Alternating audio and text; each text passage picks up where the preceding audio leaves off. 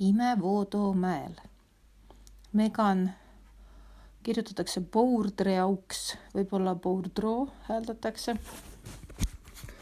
Raamatusari Rahvaste lood 2023. Esimene peatükk või õieti proloog. Puu minu unenägudes. Mäed ja künkad rõkatavad rõõmust teie ees ning kõik väljapuud plaksutavad käsi. Jesaja 55:12. Unenägu oli nagu painaja, aga mitte eriti hirmutav. Pigem mõjus see nagu adrenaliinisüst.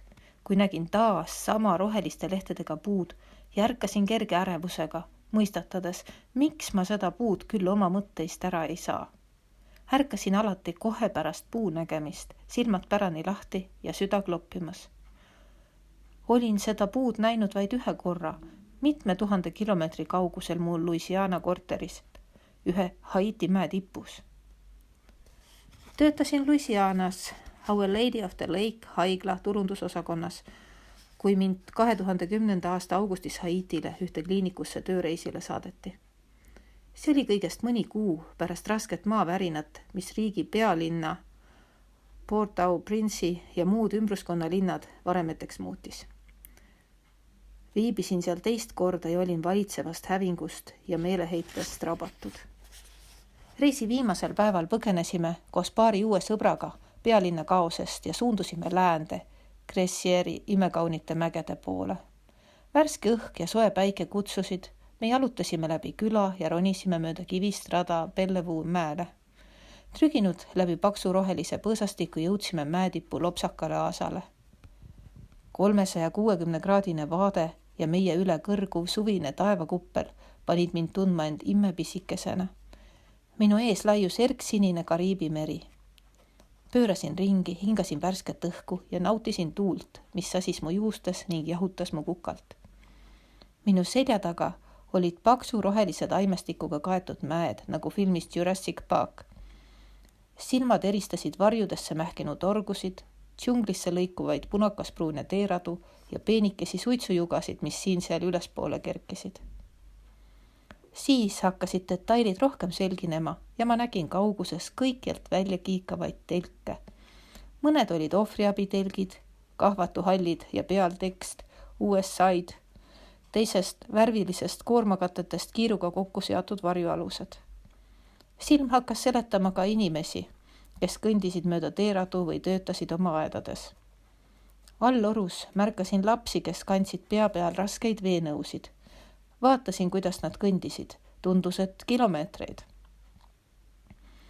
Päikese käes läks palavaks ja me suundusime mäe ainsasse varjulisse kohta. Üksiku tamarindipuu alla, sealsamas teeraja ääres. Hallikas pruun tüvi, mis eemalt paistis peenike ja habras, osutus lähemale jõudes palju jämedamaks ja toekamaks. Sulgjatest lehtedest puuvõra oli erkroheline, tihe ja raske. Eemalt nägi see välja nagu hiiglaslik sõnajalg, mis suure nuia otsa torgatud. Puu alla varju jõudnud, mõtlesin kõigile, keda olin äsja näinud. Enamik neist olid näljased, paljud olid haiged ja kõik endiselt maavärinast traumeeritud. Meenutades vett tassivaid näljaseid lapsi, mõtlesin endamisi. Keegi peaks siia tulema. Ma poleks kõige hulljulgemateski unistustes osanud arvata, et see keegi saan olema mina. Kuid niipea, kui olin tagasi Louisianasse jõudnud, tulid unenäod. Need polnud naistest, keda olin näinud, või räbalais lastest või tolmustest telkidest. Nägin und ainult sellest puust. Igatsesin seda uuesti näha ja tundsin, nagu oleks see mind tagasi Haitile kutsunud, mu vaimu peibutanud. Kui sama uni oli juba mitu kuud järjest kordunud, otsustasin sellest rääkida oma ülemusele John Paul Fonsile. Olin haiglas töötanud alles 10 kuud ja mulle sobis mu amet ideaalselt. Armastasin oma kaastöötajaid, mulle meeldis mu ülemus ja ma nautisin tööd, kus sain aidata organiseerida igasugu üritusi. Koputasin ülemuse uksele, ise kõhklev ja ärevil, ning kuulsin tema heatujulist vastust sisse. Toetasin end tooliservale ja hakkasin kiirustades talle rääkima Haitist, selle rahvast ja lastest ning puust oma unenägudes. John Paul tõstis pilgu, vaatas mulle rahulikult otsa, katkestas mu vuristamise ja ütles naeratades. Kui sa arvad, et Jumal kutsub sind Haitile, siis sa peaksid tingimata minema. Seda ma ei oleks osanud oodata. Milline inimene julgustaks 24-aastast linnatüdrukut, kes armastab ostelda ja kanda kenasid kostüüme, lihtsalt asju pakkima ja kolima palavusse, vaesuse all kannatavasse riiki nagu Haiti. Kuid seda ta tegi. Lase käia ja proovi ära lisasta. Kui asjad ei lähe nii, nagu arvasid, siis siin on sinu jaoks alati koht olemas. Nii ma siis läksingi. Sellest on nüüd 3 aastat ja väga palju on muutunud.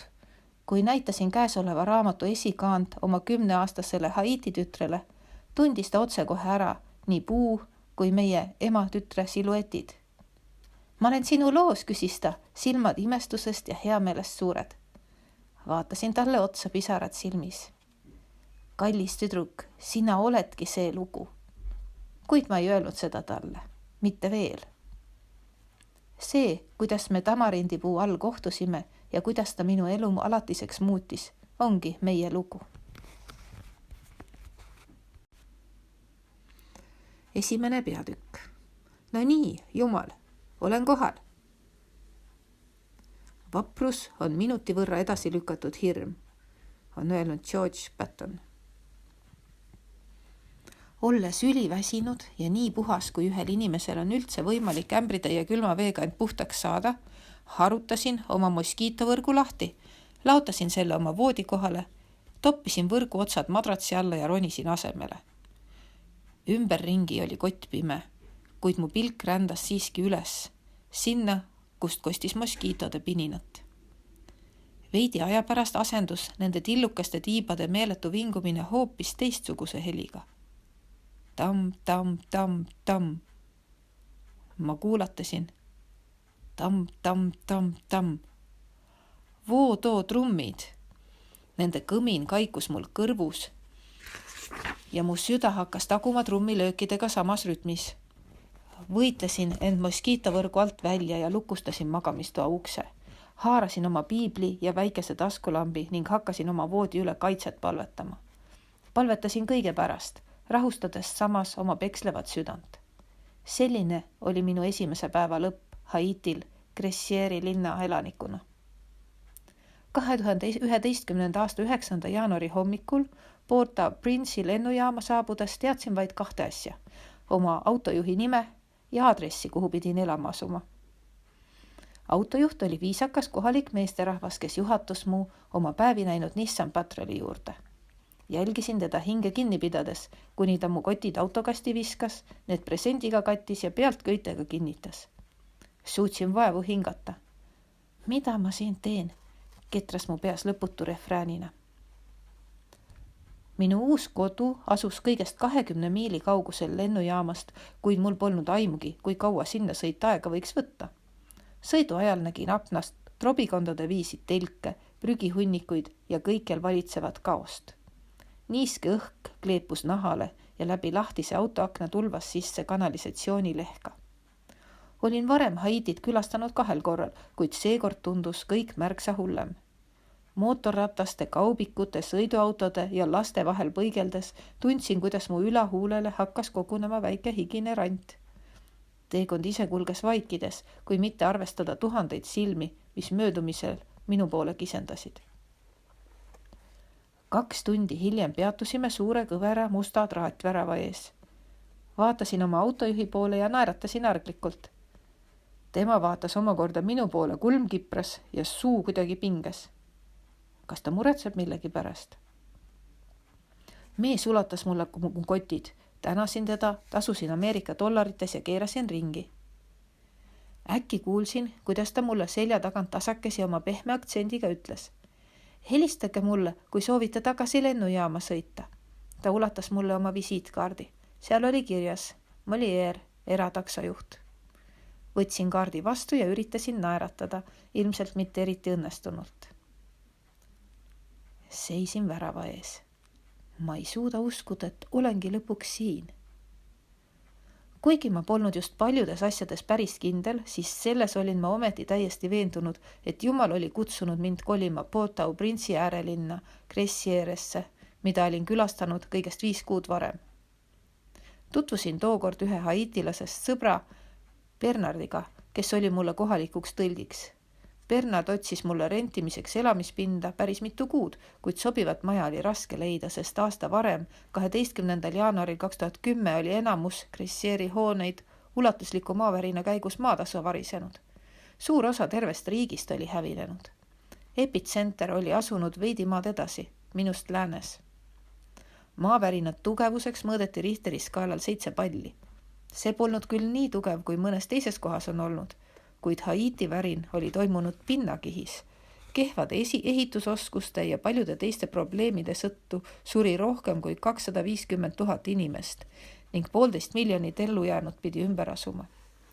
Peaaegu iga haitilane oli kaotanud mõne pereliikme või sõbra, kuigi enamik surnukehi oli ära viidud, olid purunenud majad endiselt alles. Kurvad hallid rusuhunnikud. 90% rusudest ootas alles äravedamist ja umbes 800 000 inimest elas 1000 telklaagreis ümber pealinna. Bernard saatis mulle e-kirju rendipinna tulutuist otsinguist. Ei õnnestunud midagi leida, vabandust.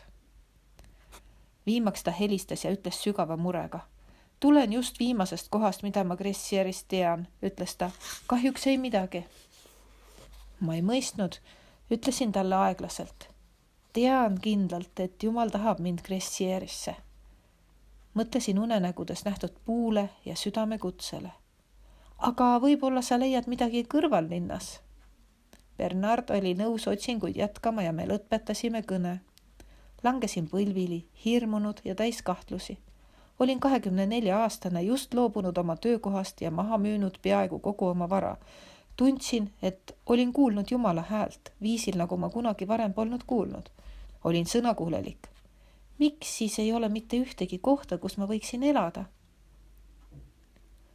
Jumala õrn meeldetuletus, sosin sügaval mu südames, ütles. Usalda. Kõigest üks sõna. Usalda. Hingasin sügavalt sisse ja seejärel sügava ohkega välja. Paar minutit hiljem helises taas telefon.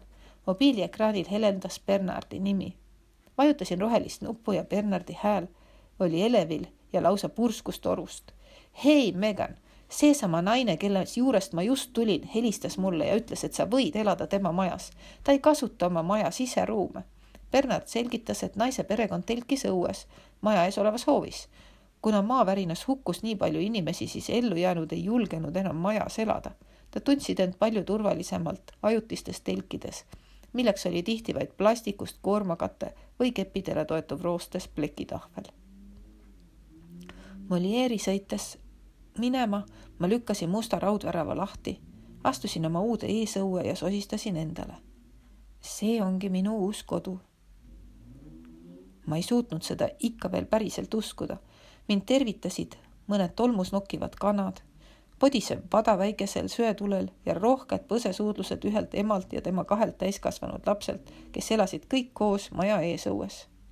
Bernard oli mulle jutustanud, et lamedal majakatusel elas ka 19-aastane poiss David, kuid maja ise oli tühi.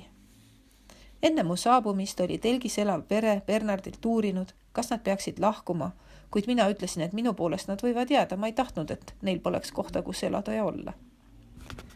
Minu uus kodu oli ehitatud hallidest, robustsetest betoonplokkidest ja siseseinad värvitud iiveldust tekitavalt roheliseks. Perekond juhatas mind raskest metalluksest sisse ja andis mulle vigases inglise keeles ning rohkete žestide abil juhiseid. Panin kotid magamistoa põrandale ja nad viipasid, et ma tuleksin vannituppa. Järgnesin neile ja vajutasin harjumusest lülitit. Ei midagi.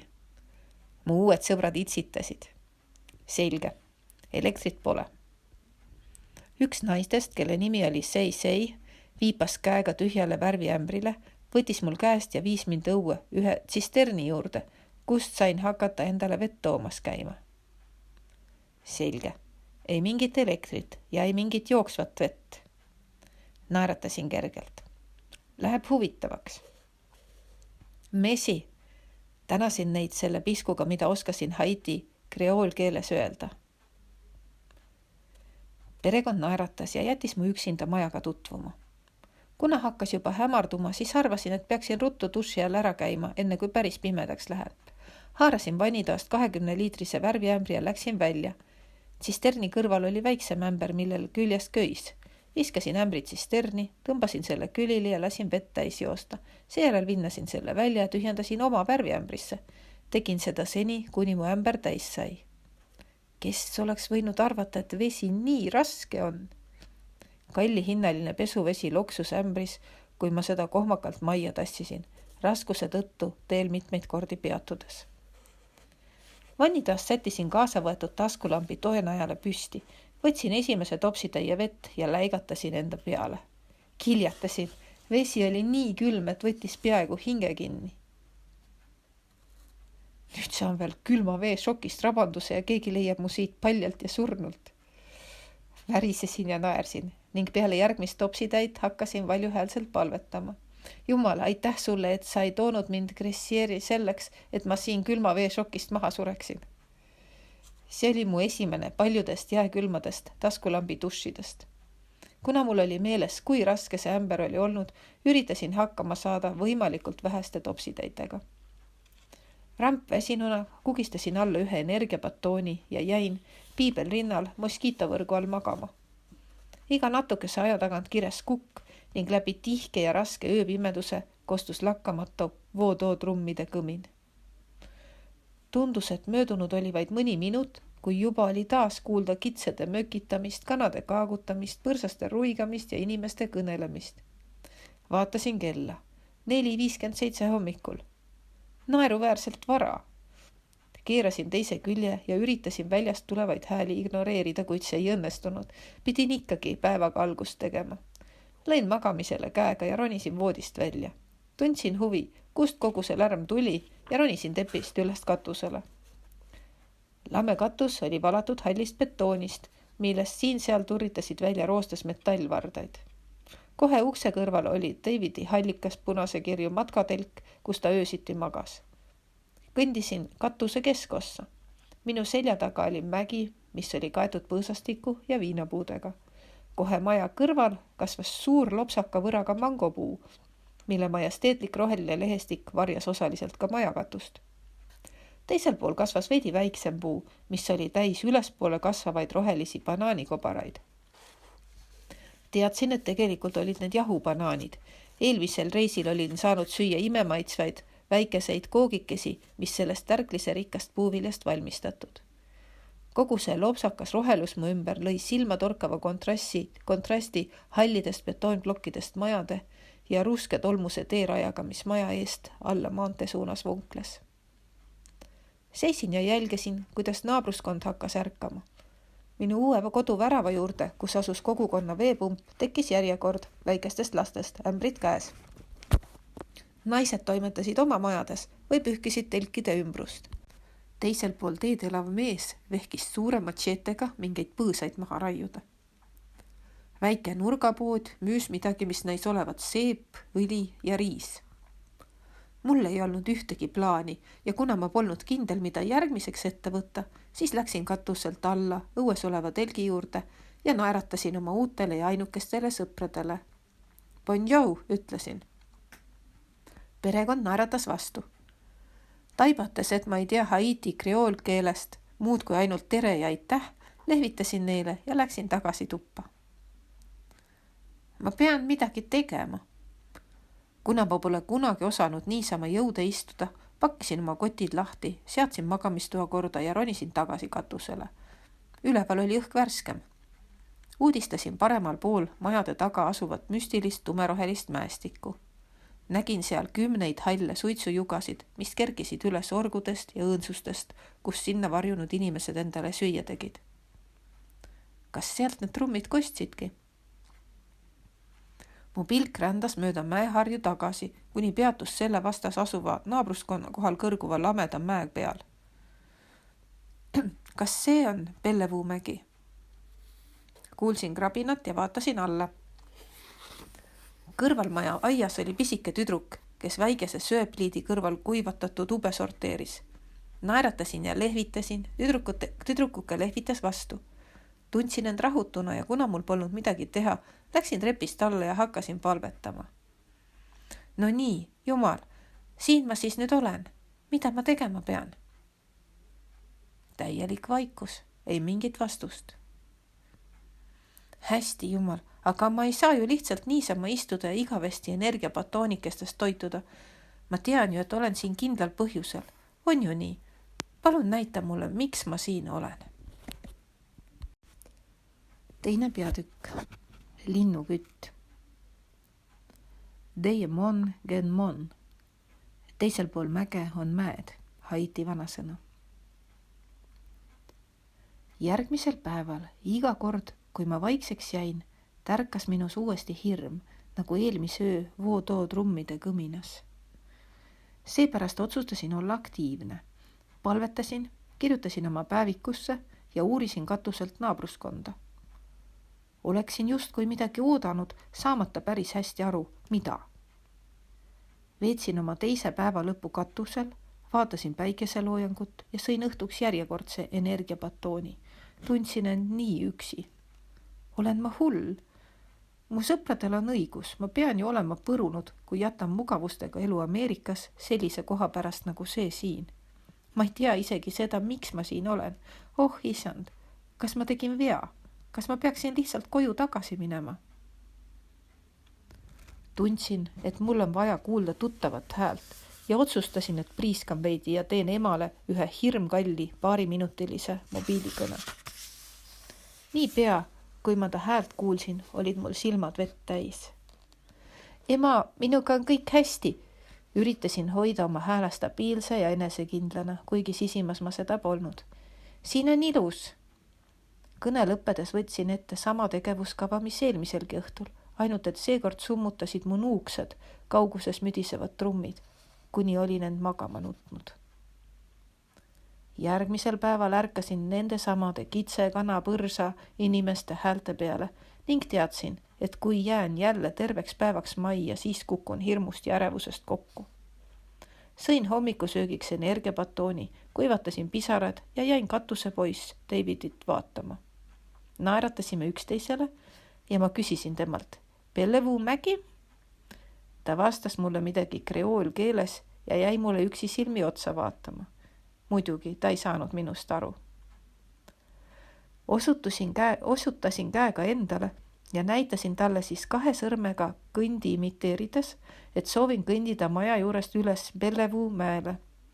Tegemist oli ainukese kohaga, mille nime ma Gressieris teadsin ja kuna olin juba tervelt 2 päeva majas kükitanud, siis mõtlesin, et oleks värskendav välja minna. Okei, ütles David naeratades. Ta sai minust aru. Naeratasin vastu ja tundsin endas väikest rõõmusädet, et mul oli selleks päevaks tegevusplaan. Mis sellest, et väike? Ruttasin Davidi eest treppidest alla, mööda minnes veel seile ja tema perele lehvitades. David tiris värava lahti ja me trügisime läbi kitsekarja, kes tee ääres rohuliblesid näkitsesid. Kogukonna veepumba juures kohe värava taga oli 10 kaupa lapsi järjekorras ootamas. Hoidsin silmad maas, püüdes vältida nende tumepruunide silmapaaride pilke. Mööda tänavat edasi kõndides hüüdsid inimesed mulle midagi kreoolkeeles ja lapsed jooksid mu juurde ning katsusid mu käsi ja riideid. David ütles neile midagi karmil toonil. Mida iganes ta neile ütles, ajas see lapsed naerma ja nad lõpetasid mu katsumise. Püsisin tal tihedalt kannul, kui ta mööda ebatasast pruuni teed allapoole laskus. Astusime kitsale rajale, mis kulges läbi rohupuhmaste ja põõsaste. Kõndisime läbi rahulikult mäletseva pikasarvelise lehmakarja, igaühel nöörijupp kaela ümber seotud. Teevis üksikute lagunenud majade vahelt väikesesse rammusa tumeda mullaga orgu, kus kasvasid lopsakad mangopuud. Siis pöördus rada ülespoole ja me tõusime mööda järsku mäe külge läbi põõsaste, kuni jõudsimegi tippu. Mäe tipp oli tasane ja roheline. Mu pilk järgis rohu sees looklevat rada, kuni ma viimaks nägingi seda. Täpselt seal, kus mäletasin, seisiski tamarindi puu. See oli ilus, tumerohelise lehestikuga, umbes 6-meetrine, üheainsa tugeva tüvega puu. Nõtked oksad otstest graatsiliselt allapoole kaardus. Viipasin käega puu ja selle ümbruse suunas ning küsisin: Bellevue mägi? Oui. Mul jooksid judinad üle selja. See oli sama puu, mille all olin seisnud ka 5 kuud varem. Puu, mis ikka ja jälle mu unenägudesse ilmus. Olin päriselt siin ja seisin samas kohas, kus olin esimest korda oma isa õrna sosinat kuulnud. Bellevue mäetipp oli imeilus paik. Läheduses pikutas mahlases rohus üksik lehm ja mäeserva tagant paistis taamal laiuv türkiissinine meri. Naeratasin, hingasin sügavalt sisse ja vaatasin üksi silmi kaugusesse. Tajusin silmanurgast liikumist ja see oligi esimene kord, kui teda nägin. See oli väike tüdruk, võib-olla 6 või 7 aastane. Tal oli seljas liiga suur, räbaldunud ja räpane kollane särk, mille üks õlapael rippus lõdvalt üle õla alla, kõhnukese küünarnukini. Ilmselt oli see naiste särk, kui tüdrukule oli see kleidi eest. Tüdruk oli paljajalu, takuste oranžikate juustega ja tema kondine keha lausa karjus alatoitumusest. Vaatasin, kuidas ta viiskas ühte musträstast kiviga. Tundsin seletamatut tõmmet tüdruku poole. Küll ta on pisike, mida ta küll siin täiesti ihu üksinda teeb? Mulle meenusid hommikused kooli suundunud tüdrukud. Neil olid seljas koolivormid, juuksed ilusti patsidesse punutud ja peas eredavärvilised lehvid. Miks see tüdruk koolis pole? Lind tõusis lendu ja maandus pisut kaugemale. Tüdruk järgnes talle ja viskas teda uuesti kiviga. Läksin lähemale ja hüüdsin. Mis sa teed? Olin kindel, et tüdruk ei saanud ühestki mu sõnast aru ja pöördasin oma pilgu Davidi poole. Poiss kordas mu küsimust kreoolkeeles. Tema inglise keel polnud just kõige parem ja ma lootsin, et ta sai vähemalt aru, mis ma ütlesin. Tüdruk vastas kreoolkeeles. Siin on 2 musträstast. David keeras minu poole tõlkida ja viipas siis kindluse mõttes käega taevast irlevate lindude poole. Jaa, ma näen neid, aga mida sa teed? Küsisin uuesti. Tüdruk vadistas midagi kreoolkeeles ja David edastas oma vaba tõlke. Viskab kive lindude pihta. Jaa, ma näen, aga miks? Tüdruku ilusad pruunid silmad läksid imestusest pärani. Selleks, et süüa. Ta pööras ringi ja loopis edasi. Mulle lähenes väike poiss, keda ma ei olnud enne märganud ja müksas mind käsivarrest. Poisike vaatas mulle otsa, sosistas midagi muigelsui ja David tõlkis. See on tõsi, ta sööb linde. Äkki ma taipasin. Ta on nii näljane, et ta üritab lindu tappa. Tüdruk jätkas kividega loobimist ja kui ta lõpuks väsis, tuli ta meile lähemale. Üritasin uurida ta nime, vanust ja elukohta, kuid Davidi tõlkeoskused jätsid soovida. Saime kõik veidi naerda. Peagi ilmus Bernard ja aitas edasi tõlkida. David oli talle helistanud juba siis, kui me kodust ära tulime. Bernard rääkis vabalt nii Haiti kreoolkeelt kui ka inglise keelt. Viimast oli ta õppinud väljasaadetutelt, kes Brooklynist Haitile pagendusse olid saadetud. Mõni hetk hiljem nägin, kuidas üks vanem naine mäest üles meie poole kõnnib. Vigases inglise keeles ütles ta, et väikese tüdruku nimi on Michelle. Ta jätkas täiesti emotsioonitult. Ema surnud, isa pole, keegi ei taha teda. Naine vaatas mulle otsa, pöördus siis Bernardi poole ja hakkas kreoolkeeles seletama, et kuna mitte keegi teine Michelle'i ei tahtnud, siis tema võttis ta enda juurde. Ta kutsus end Michelle'i tädiks, kuigi nad polnud omavahel sugulased. Mu süda murdus. Oleksin tahtnud tüdruku kõrvad kinni katta, et ta ei kuuleks naise jutust ühtki sõna. Tahtsin talle öelda, see pole tõsi, sa oled armastatud ja tahetud ja eriline. Kuid Michelle'is ei tekitanud naise sõnad mingit reaktsiooni. Ta oli neid ilmselt varemgi kuulnud. Mul läksid silmad märjaks ja rinnus hakkas pitsitama, kui sain aru, et minu ees seisev tilluke räbalais tüdrukutke oli selles maailmas täiesti üksi. Ma ei kujuta ettegi, mida kõike sa oled pidanud läbi elama, oleksin tahtnud talle öelda, kuid ma ei osanud. Naine jutustas Bernardile edasi, et tema maja oli maavärinas hävinenud ja ta oli mitu kuud tagasi Port-au-Prince'i äärealadelt Gressieri kolinud. Mitte keegi ei tahtnud Michelle'i, nii et ma tõin ta siia, kuigi ma vaevu jaksan teda toita. Bernard tõlkis, silmad kurvad. Kas Michelle käib koolis, küsisin. Ei, ta ei saa kooli minna, mul pole raha, vastas naine. Mulle meenus, mida olin Haiti koolide kohta kuulnud. Erakoolid olid Haitil täiesti olemas, kuid neis said käia vaid rikkamate perede lapsed. Riigikoolidki polnud päris tasuta, sest maksta tuli nii registreerimise, õpikute, paberite, pliiatsite kui ka koolivormi eest. Paljudele, kes end vaevu toita suutsid, käis $150 õppemaks kaugelt üle jõu.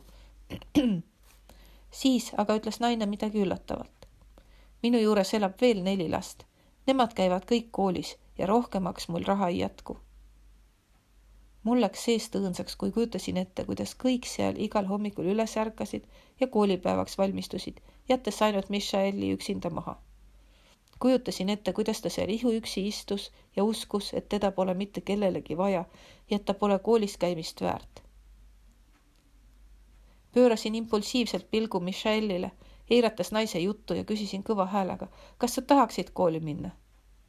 Tüdrukul läksid silmad suureks ja tema pilk hüppas koheselt Bernardile. Ta sai aru, et olin küsinud midagi suurt ja olulist. Vaiksel, kuid intensiivsel hääletoonil esitas Bernard talle kreoolkeeles sama küsimuse. Jaa, väga tahaksin, vastas tüdruk ja embas nii mind kui Bernardi. Bernardi vahendusel leppisin naisega kokku, et kohtume järgmisel päeval uuesti ja ta annab mulle Michaeli kohta kogu vajaliku info. Seejärel vaatasin tüdrukut laia naeratusega. Siis on sellega asi korras. Homme lähen ja panen su kooli kirja. Michael hakkas suurest rõõmust üles alla hüppama. Minagi olin põnevil. Olin kogu aeg oodanud, et midagi juhtuks ja nüüd oli mul kindel ülesanne silme ees. Õhtul magama minnes kuulsin jälle vootoo trummide tagumist, surusin tropid sügavale kõrva ja jäin vaikselt lebades lakke vahtima. Põmm, põmm, põmm. Nihelesin, et häirivast mürast üle saada. Põmm, põmm, põmm. Vaikselt lebada püüdes tundsin, kuidas mu süda hakkab tümpsumisega samas taktis lööma. Ärevil, hirmunud ja segaduses hakkasin valjuhäälselt palvetama, kuni lõpuks uinusin. Järgmise päeva varahommikul leidsin teeraja ise üles ja ronisin Bellevue mäele. Järgisin naise antud juhiseid, et leida mäeküljelt suurt sinist telki, kus elasid Michel koos vanema naise ja veel teise 4 lapse ja mitme täiskasvanuga. Kogu selle kirju perekonna omavahelised suhted jätsid segase ja häiriva mulje. Michel mängis telgi ees, seljast sama rabeldunud kollane särk, mis eelmiselgi päeval. Niipea kui ta mind silmas, jooksis ta telki, riietus sinise valge kirjusse printsessikleiti ja pani jalga valged kingad ja sokid. Tüdruk oli nii rõõmus, et lausa lendas mu ees teerada pidi alla. Pidin kõvasti vaeva nägema, et temaga sammu pidada. Mäelt alla laskudes mõtisklesin, kes ta küll on ja miks ta sellisesse kummalisse olukorda oli sattunud. Kas maavärina pärast? Kuidas ta ema suri? Miks ta pidi enda toitmiseks linde tapma? Oli ta tõesti nii näljane? Miks teda korralikult ei söödetud ja miks ta kandis seda vana kaltsu, kui tal endal oli kena kleit olemas? Mul oli palju küsimusi ja ma tahtsin neile vastuseid. Esmalt aga pidin Michaeli järel sellest järsust mäest alla saama. Sel hetkel ma veel ei teadnud, et Michael ei juhatanud mind mitte ainult Bellevue mäest alla, vaid ta juhatas mind ka mu elu uud eesmärki. Ma ei teadnud, et see näljane orvuke ei elanud tolles sinises telgis kui oma kasuperes, vaid hoopis töötas seal. Kooli asemel pidi ta käima vee järel, pesema nõusid, pühkima põrandaid, pesema pesu. Olles päeva lõpuks energiast tühjaks pigistatud, tuli tal magada laua all vapitükil. Ta töötas nii haige kui tervena, söönuna ja näljasena, halva ilmaga ja päikese käes. Michaelil polnud mitte kedagi, kes oleks tema eest seisnud, tema eest hoolitsenud või vaadanud, et ta käiks koolis ja õpiks. Kõigest 7-aastasena oli ta täiesti üksi, alaväärtustatud ja unustatud.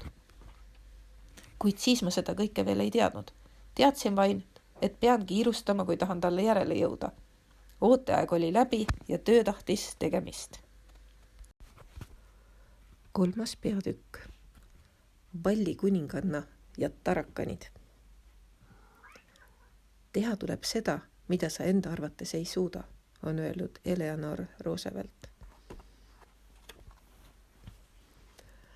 Pink kriiksus, kui surusin oma pea nii sügavale põlvede vahele kui sain, kägardades oma 7-aastase keha pisikeseks keraks.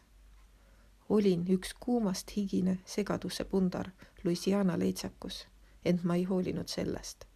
Tundsin põlvede ümbert kinni hoides end natuke turvalisemalt ja püüdsin pead veelgi sügavamal ära peita.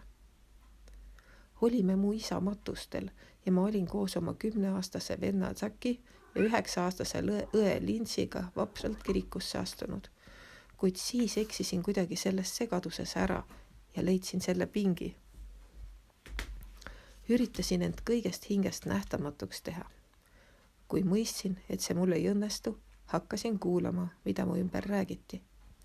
Kuulsin pingist möödujate sosinaid. See on Kenni tütar. Vaeseke, ta on nii noor. Keegi tuli lähemale ja ma tundsin oma jala vastas kanga õrna puudutust, kui ta pingile istus. Haarasin tugevamini ümber põlvede vaikselt kuulatades, kartes pilku tõsta. Naise käsi silitas mu selga. Jäta ta rahule, ütles teise naise hääl. Ta ei taha kedagi enda lähedale. Ma ei vaadanud üles, et näha, kes seda ütles, kuid need sõnad jäid mulle kõrvu kumisema ja heidutasid mind väga. Mu vanemad olid olnud lahutatud juba mitmeid aastaid. Isa oli alkohoolik ammu enne minu sündi. Ema oli kõvasti võidelnud, et meid koos hoida ja ohverdanud palju selleks, et mina ja mu õdevenda ei peaks nägema, kui kohutav haigus on sõltuvus, kuid me kõik teadsime tõde nagunii. Ma armastan oma ema leebust ja kaastundlikkust, mis lausa voolab ta armsast loomusest. Kasvasin üles, nähes tema otsuse kindlust oma laste eest võitlemisel ja mõistan, et sama omadus on sügavalt juurdunud ka minusse. Mu isapoolne suguvõsa aga võttis mu ema kirge oma lapsi kaitsta ja nende eest võidelda hoopis katsena meid isast lahus hoida. Seepärast ei lubanud nad teda ka matustele, vaid ta oli sunnitud meid parklas ootama. Veetsin terve päeva sellel pingil, peapõlvede vahel, üritades unistada teistsugustest, rõõmsamatest päevadest. Kuuldud sõnad kumisesid jätkuvalt mu kõrvus. Jäta ta rahule. Mu silmist voolasid pisarad ja ma oleksin nii väga tahtnud tõusta ja joosta, et oma ema üles otsida. Ole vapper, sa oled üksi, korrutasin ma iseendale ikka ja jälle, kuid ma ei julgenud oma pead üles tõsta. Ma ei tahtnud näha, kuidas inimesed mind vaatavad. Ma pean olema üksi ja pean olema vapper, ütlesin iseendale. Äkitselt oli mul tunne, nagu oleks keegi minust palju suurem mu üles tõstud ja endale sülle asetanud. Esimest korda sel päeval tõstsin pea üles, et ringi vaadata. Aga ma olin ikka veel pingil. Minu juures polnud kedagi. Mitte keegi polnud mind üles tõstnud. Vaatasin paremale ja vasakule, ise segaduses. Kes liigutas pinki? Kes see oli? Kuid seal polnud kedagi. Vajusin tagasi kössi, langetasin pea põlvede vahele ja ühtäkki voolasid mu südamesse sõnad. Sa ei ole üksi. Mina olen sinuga. Sa ei ole üksi. Mu valutav süda hakkas kogema lohutust. Mul polnud aimugi, kust need sõnad tulid või kes neid lausus. Teadsin vaid seda, et see oli teistsugune sõnum kui see, mida olin ise endale korrutanud. Nüüd, tagantjärele ma mõistan, et see hetk seal pingil oli esimene kord, kui ma suhtlesin Jumalaga. Vähemalt nii palju, kui mina mäletan. Ta kummardus sel päeval alla ja puudutas ühe väikese isatu tüdruku südant, kuigi siis ma seda veel ei mõistnud. Tavaliselt olin ma seda tüüpi laps, kes võis rääkida igaühega ja kui kedagi polnud, siis rääkisin oma pehmete mänguasjadega. Mu õpetajad nägid mu jutukuses pigem probleemi kui annet. Ühel päeval, kui olime klassiga teel õue mänguväljakule, möödusime ühest õpperuumist, kus lapsed olid alles kinnise ukse taga. Küsisin oma õpetajalt, miks nendel lastel vahetundi ei ole? Sest nad on teistsugused, ütles õpetaja ettevaatlikult. Nende vahetund algab teisel ajal. Ma ei hoolinud, et need lapsed olid teistsugused. Mulle meeldis teistsugune. Otsustasin olla julge ja uurisin õpetajalt, kas tohiksin koos teistsuguste lastega klassi jääda. Ta naeratas ja nõustus ning nii ma ülejäänud õppeaasta vahetunnid selles klassiruumis veetsingi. Keskkoolis mu aktiivne ja sõbralik maneer jätkus, eirates tabusid teemal, kes on popp ja kes mitte. Panin end kirja mitmesse kooli huviklubisse ja täitsin iga vaba minuti erinevate tegevustega. Mu tihe graafik õpetas mulle organiseerimisoskusi, mis mulle tuli hiljem väga kasuks.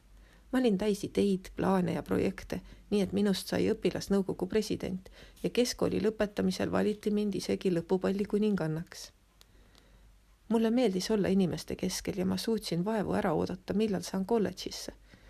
Mu süda oli valinud Tulani ülikooli New Orleansis, kuid mu emal polnud piisavalt raha, et selle kallist õppemaksu tasuda. Panin kogu oma energia stipendiumi leidmisele, kuid iga otsing lõppes tulutult. Tõdesin, et ainus viis, kuidas endale Tulanis õppimist lubada, oli saada ihaldatud riiklik stipendium. Legislative Scholarship. See on eriline kõikehõlmav stipendium, mida on võimalik taotleda ainult Louisiana legislatuuris töötavalt isikuilt. Keskkooli lõpuaasta veebruaris olid Lafayette'is tulemas erivalimised. Ja mina organiseerisin valijate päeva meie koolis, mille käigus pani end kirja mitusada uut valijat. Pärast broneerisin endale kohtumise kongressikandidaadi Joel Robideauga, kes võitis valimised ning rääkisin talle oma unistustest minna õppima Tulani ülikooli. Tihtipeale on kongressi stipendiumid oma loomult poliitilised ja neid antakse pigem soosingu osutustena. Härra Joel aga mõistis mu kirge ja premeeris mind julguse eest stipendiumi taotlemisel. Ta näitas mulle, et unistused lähevad täide. Minu perel ja mul endal polnud härra Joelile midagi anda, kuid ta tegi mulle siiski hämmastava kingituse ja saatis mu 4 aastaks Tulani ülikooli õppemaks ja kõik kulud kaetud. Esimene aasta ülikoolis läks väga hästi ja ma olin aktiivne, nagu alati, kuid just siis, kui valmistusin 2. aasta õpinguteks, tuli orkaan Katrina ning kihutas üle terve New Orleansi. Kui torm möödus ja inimesed said hakata kaose tagajärgedega tegelema, teavitati üliõpilasi, et sügissemester jääb ära. Mul tuli ette antud nimekirjast valida endale mõni teine ülikool. Üleöö otsustasin, et lähen Virginiasse, Washington ja Lee ülikooli. Pidin sinna jääma vähemalt 1 semestriks, kuni Tulani orkaanikahjutusi likvideeritakse. Tol sügisel sattusin täiesti võõrasse ülikooli linnakusse. Tulani ülikoolis olid mu ümber tuttavad keskkoolikaaslased ja ma tundsin New Orleansi väga hästi. Washington ja Lee's olnuksin aga justkui uuesti esimesel kursusel, ainult et kauges linnas ja ülikoolis, mida ma polnud kunagi varem külastanud. Ma ei tundnud kedagi ja oma 2 kohvrit mööda koridori vedades nutsin terve tee kuni ühikatoani välja. Tundsin end sama üksildase ja eksinuna nagu 7-aastasena seal matustel, pingil istudes. Üksi oma ühikatoas olles hakkasin mõtlema, et olin teinud hiiglasliku vea. Mida ma siin teen? Ma ei ole kindel, kas ma saan sellega hakkama. Ma ei tea, kas ma julgen. Kuid seesama tuttav hääl kõnetas taas mu vaimu ja ütles, et ma ei ole üksi. Läksin ühikatoast välja, et veidi linnakus ringi jalutada. Kõigest mõni minut hiljem tutvusin Drew'ga, kes osutus üheks maailma kõige sõbralikumaks inimeseks. Drew naeratas, rääkis maast ja ilmast ning kutsus mind siis endaga kogudusse. Naersin ja keeldusin. Kasvasin üles katoliikluses, ütlesin talle. Ma olen missal käinud, tean, mida kirikus tehakse. Viskusin ülepeakaela õpingutesse ja püüdsin olla hõivatud, kuid Drew kutse mul meelest ei läinud. Samal ajal kogesin üha suurenevat tühjustunnet. Järgnevatel nädalatel jätkas Drew mu kutsumist linnakus asuvasse vabakogudusse. Lõpuks ma nõustusin. Astusin rahvast pungil kirikusse. Kuulsin seda häält uuesti. Teda, kes oli mind lohutanud, kui olin alles 7-aastane ja täiesti üksi. Drew kutsus mind piiblitundidesse ja jumalateenistustele. Esimest korda elus hakkasin mõistma, mida Jumalaga suhtlemine tegelikult tähendab. Hakkasin lugema piiblit ja mõistsin, et võin palvetada ükskõik millal. Jumal kuuleb alati. Järgmisel semestril naasin Tulani ülikooli nagu planeeritud, kuid sisimas ma ei olnud enam seesama. Mu elu oli hakanud muutuma. Ma ei osanud osutada millelegi kindlale, kuid tunne oli teistsugune. Olin kindel, et oli miski või keegi, kes mind juhtis. Ühel õhtul tiimikaaslast oodates, kellega koos ergutuskoori proovi minna, sattusin ühiselamu puhkeruumis toimuvasse piiblitundi. Kui olin juba paar minutit koridoris pealt kuulanud, Tuli keegi ja kutsus mind sisse. Läksin ja võtsin kiistet ning kuulasin põnevusega, millest räägiti. Suuri silmi ja täiesti lummatuna ununes kogu selle õhtune kooriproov. Hakkasin piiblitunnis käima igal nädalal. Tänu sellele grupile avanesid mu silmad linnas vohavale vaesusele. Liitusin teavitusprogrammi tiimiga ja hakkasin koos nendega käima laupäeviti võileibu jagamas nendele tuhandetele inimestele, kes elasid sildade all ja New Orleansi kesklinnas telkides. Mu nägemus vaestest hakkas muutuma. Orkaani põhjustatud meeleheide oli midagi sellist, mida ma polnud kunagi varem näinud ja ma tundsin, kuidas mu süda tõmbas mind New Orleansi kodutute poole. Õppisin veel enam evangeeliumist, vabadusest Kristuses ja tema sõna tõest. Mu nägemus elust hakkas dramaatiliselt muutuma. Jeesus oli jõudnud mu segaduses ja suletud südameni.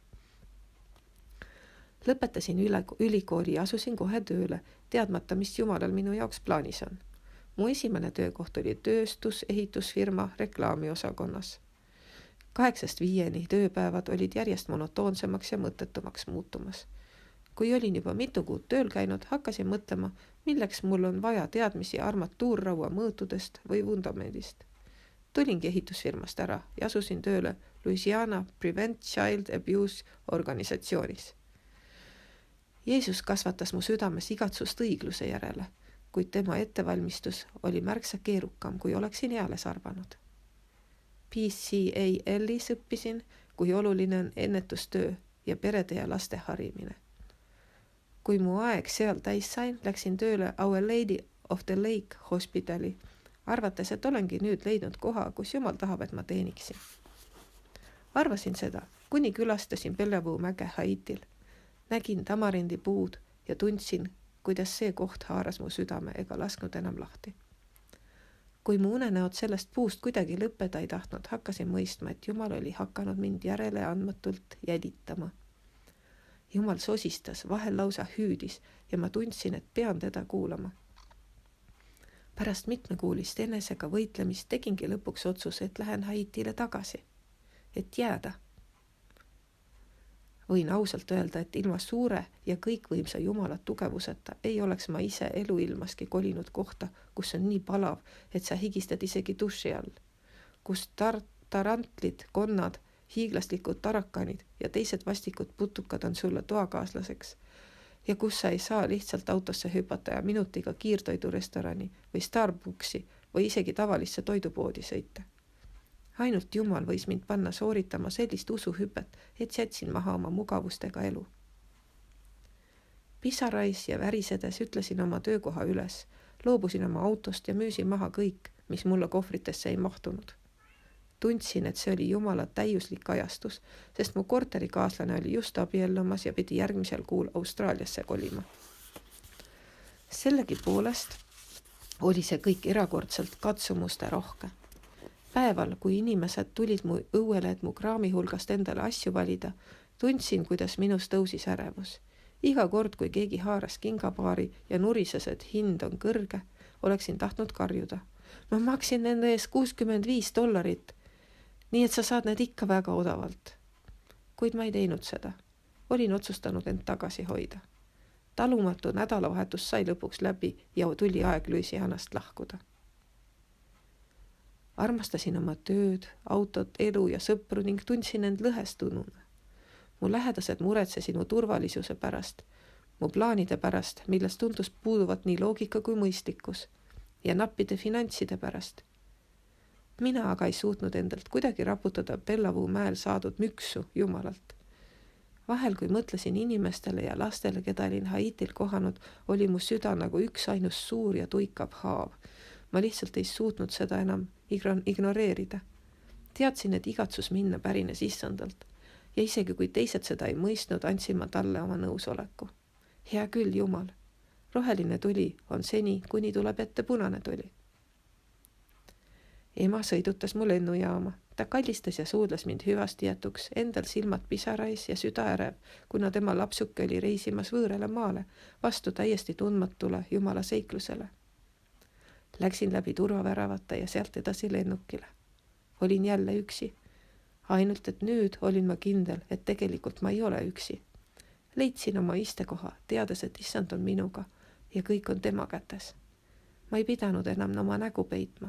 Võisin uhkusega pea püsti hoida ja teada, et mu taevane isa on alati minuga. Kinnitasin turvavöö, hingasin sügavalt sisse ja sulgesin silmad. Olin teel. 4. peatükk. Riis, uad ja salami. Kui sind ei taheta, ei armastata, sinust ei hoolita ja sa oled kõikidest unustatud, siis see on märksa suurem nälg ja vaesus kui see, et inimesel ei ole midagi süüa. Ema Teresa. Ma ei suutnud oma mõtteist pühkida pilti Michaelist, kes oli musträästaid kividega loopinud. See oli nagu filmilint, mis muudkui ketras mu peas. Mis oleks juhtunud, kui ta oleks mõnda neist piisavalt tugevasti tabanud ja linnu tapnud? Kas ta oleks sellelt suled kitkunud ja üritanud seda tule peal küpsetada? Paljas mõttegi sellest ajas judinad peale. Loomulikult ma teadsin, kui näljane ma võisin olla pärast trenni või siis, kui üks toidukord vahele jäi, kuid sellist nälga ma ei mõistnud. Miks Michelle ei söönud? Naine, kelle juures Michelle elas ja kes kutsus end tüdruku tädiks, tundus küll piisavalt söövat. Miks see väike tüdruk ei söönud? Ta oli ju kasvueas ja igati aktiivne laps, kes vajas toitu. See ei olnud loogiline. Hakkasin jälgima oma naabruskonna lapsi ja püüdsin mõista, kas nad saavad ikka piisavalt süüa. Olin ühel varasemal Haiti reisil kuulnud, et 50% Haiti rahvastikust on alla 16-aastased. 50%. See ju tähendab, et pool Haiti rahvastikust on lapsed. Mulle meeldib piiblisälm, kus Jeesus ütleb: jätke lapsukesed rahule ja ärge keelake neid minu juurde tulemast, sest niisuguste päralt on taevariik. Matteuse 19:14. Kui olin Michaeli kooli pannud, lootsin järgmisena teda ja teisi Bellevue mäe ümbruskonnas elavaid lapsi toitma hakata. Otsustasin, et juba 2 päeva pärast laupäeval teengi seda. Toidan mäe otsas nii palju lapsi kui võimalik. Probleem oli aga selles, et ma ise toitusin ikka veel peaasjalikult energiapatoonikestest ja Haiti roogasid ma valmistada ei osanud. Olin kindel, et kohalikele lastele ameerikapärased toidud nagu spagetid lihapallidega või makaronid juustuga ei oleks meeldinud. Küsisin Davide ja Bernardi abil Seiseilt, kas ta oleks nõus mulle süüa tegema. Olin ju teda jälginud, kuidas ta iga päev turult riisi ja ube ostis ning neid suure hoolega maja ees aiast söetulel valmistas. Toit ja süsi on väga kallid, nii et Seisei keetis alati ainult nii palju, kui perele tarvis ja üle ei jäänud kunagi midagi. Jälgisin, millise ettevaatlikkusega ta keedupoti all traatkorvis süsilõkke lõhutas. Hommikuti nägin söenõu põhja tekkinud halli tuhka ja mõistsin, et see oli sama värvi kui maja esine tee. Haitil põletatakse nii palju sütt, et suits ja tuhk katavad kõike. Kas Seisei saaks keeta 100 inimesele, küsisin Bernardilt. Ta rääkis Seiseiga ja ütles, et naine on nõus, kuid lisas, et ma pean minema turule ja ostma riisi, ube, kookost, sütt ja palju muud. Veel oli ta soovitanud osta salamit, kuna lapsed armastavad seda. Teadsin, et üksinda ei leia ma neid asju iial ja kuna Bernard Gressieri turgu eriti ei tundnud, palusin Seiseil endaga kaasa tulla. Nii läksimegi koos turule, Bernard sabas.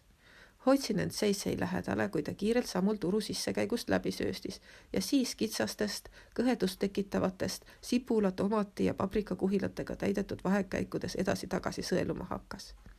Aroomid olid tugevad, värsked aiasaadused kanalisatsiooniga vaheldumisi. Silmitsesin rahvarikast turgu ja mulle näis, et seal oli inimesi veelgi rohkem kui kaupa. Andnud Seiseile veidi raha, haarasin ruttu märkmiku, et kõigi asjade hinnad üles kirjutada. Käekotist sorides leidsin roosa markeri ja hakkasin sellega koguseid ja hindasid üles märkima. Jätkasime ridade läbikammimist, kuni panin äkki tähele, et maapind oli vahepeal muutunud mudapruunist sügav mustaks. Olin kogu aeg pilku maas hoidnud, et mitte komistada või kaupadele peale astuda ja nüüd üles vaadates olin väga üllatunud, kui nägin tumedal mullal kottide kaupa süsi. Inimesed küürutasid väikeste söeämbrite ümber ja nende nahk oli sama värvi nagu nende müüdav kaupki. Lõpetasime oma ostureisi söe ostuga ja kutsusime täpp-täpi, et sellega kogu kraam maja juurde toimetada. Eredavärviline buss keeras meie ette peatusesse ja me ronisime peale. Nägime kõvasti vaeva, et oma hiiglastiku söökoti, riisi, ubade, salami, filtreeritud vee, mis oli pakitud eraldi väikestesse kilekottidesse ja muu kraamiga täiskiilutud bussi ära mahtuda. Täpp nõksatas paigalt ja me suundusime turult välja. Kui hakkasime oma maja juurde jõudma, koputasime valjusti bussi küljele ja buss jäi jõnksatades seisma. Selleks, et oma asjadega maha saada, tuli meil uuesti rahvamassist läbi võidelda. Seisime maja ees hoovis, kus seis plaanis vaaritama hakata ja ma hingasin sügavalt sisse ning naeratasin oma uutele sõpradele. Seiklus oli olnud edukas ja ümbruskonnas hakkas sõna mu laupäevase projekti kohta juba levima. Mõned inimesed kogukonnas pakkusid end vabatahtlikult seisseile söögi tegemisel appi. Milline õnnistus! Ärkasin sel laupäeva hommikul väga vara, veidi enne koitu ja avastasin, et toimkond oli juba söögi tegemisega algust teinud. Olin ärevil ja juurdlesin, kuidas see kõik küll välja kukub. Nii paljude lastega lageda taeva all Bellevue mäel. Kuid mu kõige suurem mure, mis mulle ikka ja jälle mõttesse tuli, oli see, et kas mul on nende jaoks piisavalt toitu. Kuna toidu valmistamises oli juba piisavalt abikäsi tekkinud, siis vaatasin nende hoolikaid ettevalmistusi esialgu niisama pealt. Veidi aja pärast sain aru, et majas mind vaja ei ole. Olin rahutu ja otsustasin, et lähen juba ees ära ning palvetan veel tamarindipuu all, enne kui täpp toidukraamiga kohale veereb. Olime plaaninud, et toit jõuab Bellevue mäele umbes kella 4 paiku pärast lõunal. Kõigest mõni minut pärast mäele jõudmist ja mitmeid tunde enne kokkulepitud söögiaega hakkas sinna äkitselt igast suunast lapsi saabuma. Mõned olid väga pisikesed. Kuidas nad üldse teavad, kus toidetakse? Osa lapsi olid üleni higised ja ma küsisin endalt, kui pika maa tagant nad küll tulla võisid. Naeratasin ja ütlesin igale lapsele bonsoir ning viipasin neid teiste lastega mängima. Mitmeid tunde hiljem, umbes 16:30 jõudis kohale Bernard. See oli ehe näide sellest, mida olin siin olles mõistma hakanud. Haitil ei toimu miski täpselt õigel ajal või selliselt nagu kavatsetud. Bernard, kes töötas minu tõlgina, on väga nutikas ja tulihingiline noormees, kes armastab lapsi ja jumalat. Ta kasvas üles Haiti karmimas piirkonnas. Need paar Brooklynist pagendatud, kes olid talle inglise keelt õpetanud, elasid temaga samas naabruskonnas. Alustasime palvega, mida juhtis Bernard ja seejärel jätkasime ühe populaarse koolilauluga. Sest la journée, see on see päev. Tundsin laulu meloodia ära ja sain seda teistega inglise keeles kaasa laulda. Vaatasin laste nägusid ja olin rõõmu joovastuses. Igaüks on Jumala laps, igaüks on sündinud ilusa eesmärgiga Kristuselt.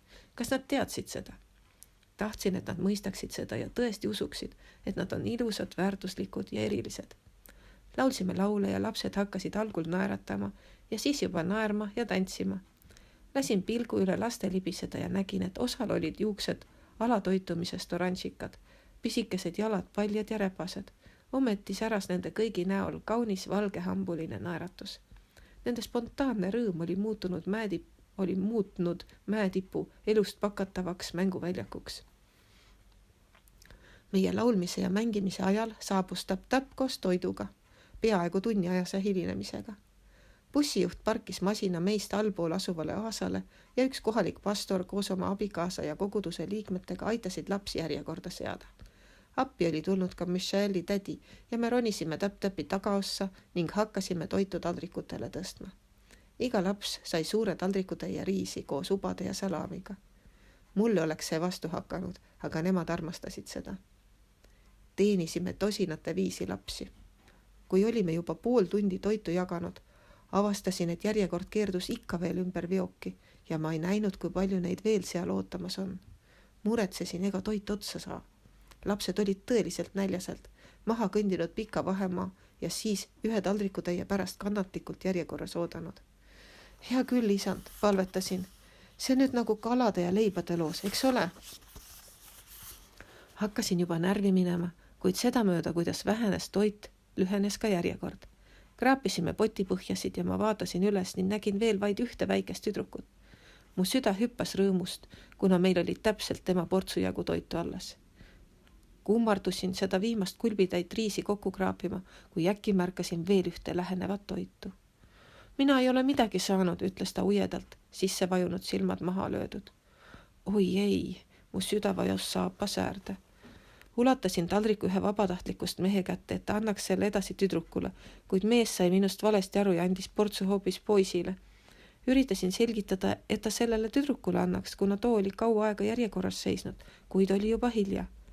Vaatasin uuesti potti ja liigutasin oma suurt serveerimislusikat. Sinna oli tekkinud täpselt paras ports riisi ja ube, millest täiesti piisas väikesele tüdrukule. Ma ei suutnud seda uskuda. Olin kindel, et eelneva taldrikutäiega olime saanud potid tühjaks. Kohe meenus mulle, et see polnud ju mina, kes seda kõike korraldas, vaid Jumal. Temal olid laste jaoks kõik riisiteradki üle loetud. Pärast sööki me jooksime, mängisime, laulsime ja tantsisime edasi. Nii paljud lapsed tahtsid mul käest kinni hoida, et ma soovisin, et mind oleks olnud 100 ja igaüks neist lastest näeks, kui tõeliselt erilised nad on. Kõige kaunim sel päeval oli see, kui paljud lapsed tulid minu juurde, vaatasid mulle otsa ja ütlesid merci ja andsid mulle põsele musi. Bernard ütles, et enamikule neist oli see olnud esimene või üldse ainus toidukord terve päeva jooksul. Jalutasin väsinult, kuid rõõmsana mäest alla ja mulle hakkas vaikselt koitma, milline töö mind Haitil ees ootas. Nii et see ongi elu mõte. See tähendabki olla Jeesuse käed ja jalad. Ma ei saa muuta seda, et väikesed lapsed peavad kandma pea peal ämbritäit vett ja kõndima sellega edasi-tagasi mööda libedaid järske mägiteid. Ma ei saa muuta seda, et siinne rahvas võitleb pidevalt oma hinges püsimise eest ja lapsed söövad ainult korra päevas riisi ja ube kui sedagi. Ma ei saa muuta poliitilist olukorda või sundida inimesi üksteisest hoolima. Kõndisin läbi Mangosalu uus sihikindlus sammudes. Nüüd ma tean, mida ma saan teha. Saan neile lastele näidata armastust. Saan neile näidata rõõmu. Saan neile näidata kaastundlikkust. Saan igale lapsele näidata Jeesust. Sundimine ei muuda Haitit. Poliitika ei muuda Haitit. Jeesus muudab. Jõudsin tagasi oma kõvera värava juurde. Vaatasime oma aja hoopis uue pilguga. Olin end oma külmade ämbritusside ja mitte töötavate lüliti pärast haletsema kippunud. Kuid kõik mu naabrid elavad telkides või poolavatud majades. Mitte kellelgi pole jooksvat vett, mitte kellelgi pole elektrit. Mul pole elektrit ja jooksvat vett, kuid mul on katus ja 4 seina, nii et mul on ikkagi parem elu kui enamikul Gressieris. Avasin värava ja läksin majja. Tundsin äkki, et olen rampväsinud. Käisin ruttu duši all ära, roomasin moskiitovõrgu alla ja lebasin pimedas, tänades Jumalat kõige eest, mis ta sel päeval teinud oli. Enne uinumist mõtlesin Michaeli peale. Ta oli olnud koos kõigi nende lastega mäel ja temaga väike kõht oli täna õhtul täis. See tõi mu näole naeratuse. Täna ta ei pidanud linde kividega loopima. Mõtlesin tema armsatele pruunidele silmadele ja kui tugevalt ta oli Bernardi ja mind oma kõhnade pruunide käsivartega kallistanud.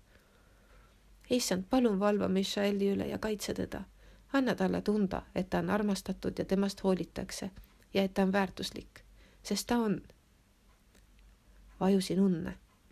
Sel ööl voodoo trummid vaikisid.